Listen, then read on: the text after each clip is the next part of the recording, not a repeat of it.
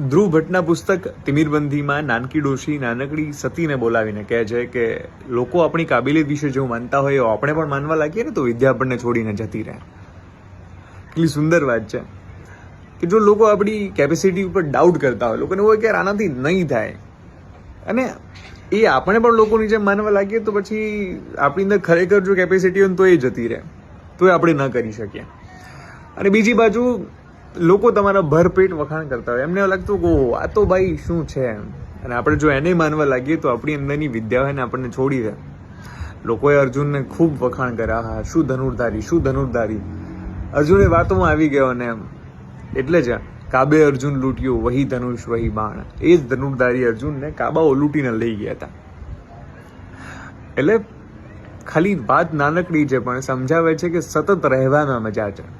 લોકો જે કહે છે નાતનો કોઈ ભરોસો ન કરાય, લોકો તો આજે આ કહેવાના કાલે પેલું કહેવાના.